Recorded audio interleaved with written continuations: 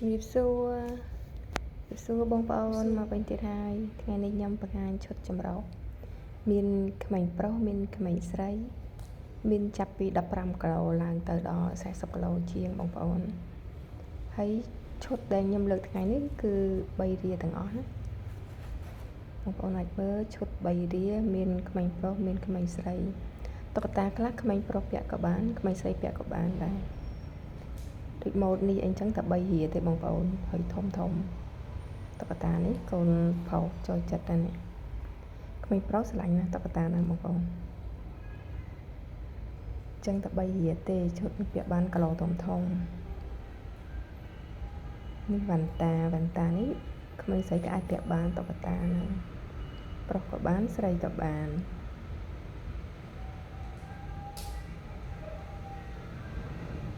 តុក្កតាខ្លាឃ្មុំនេះប្រុសក៏បានស្រីក៏បានណាបងប្អូនជានេះតុក្កតាឆ្មាហ្នឹងប្រុសក៏បានស្រីក៏បានចឹងអានេះកពើនេះអាហ្នឹងប្រុសក៏បានស្រីក៏បានចាំបងប្អូនមើលតាមហ្នឹងទៅមាន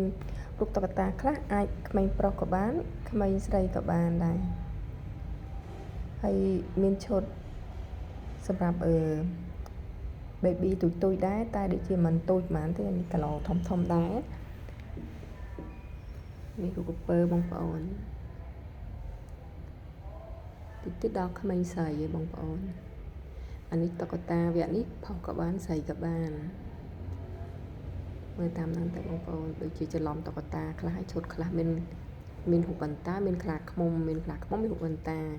ជាមួយខ្ញុំរៀបឲ្យត្រូវតុក្កតាគ្នាវិញបងប្អូនពីនៅច្រើនឈុតពេកនៅអង្គុយរៀបកប់តាគៀបនេះខ្ញុំគៀបតាគៀបនេះកុំឲ្យវាច្រឡំតុក្កតាគ្នាច្រឡំឈុតច្រឡំសាយអីចឹងណាហើយនេះដល់ឈុតតកកនេះសាច់តកកនិយាយទៅសាច់ល្អអស់តែនេះសាច់តកកមីឃីម៉មម៉ាក់ហ្នឹងគឺបងប្អូនធ្លាប់ប្រើដឹងសាច់ត្រជាក់សាច់តកកអី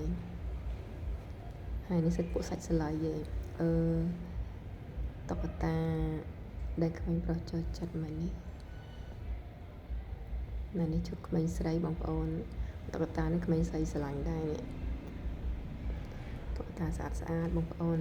អានេះសាច់តកកមិញហ្នឹងបងប្អូនមានច្រើនពណ៌បងប្អូនលើកអស់ហើយមានច្រើនពណ៌ជាងនឹងទៀតណានេះខ្ញុំលើកខ្លះអត់ខ្លះគាត់លើកតាម៉ូដផ្សេងគ្នាឯងតែពណ៌អីមិនបានលើកអស់ទេ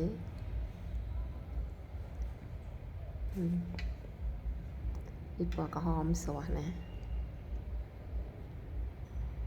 នឹងសាច់តកក baby ពាក់ដឹងតែជាក់ស្រួលនេះអានេះមិន baby ទេកូនក្មេងធំក៏ពាក់បានដែរអានេះរ៉ូបនេះដឹងតាសម្រាប់ក្មេងស្រីអីរ៉ូបមានតែ2ពណ៌បងប្អូនពណ៌ទឹកក្រូចនិងពណ៌លឿងដោយសារពណ៌ផ្កាឈូកអស់ហើយនៅសល់2ពណ៌ហ្នឹងទាំងអស់ហើយបងប្អូនមានប៉ុណ្ណឹងជួបគ្នាវីដេអូក្រោយអរគុណច្រើនជំរាបលា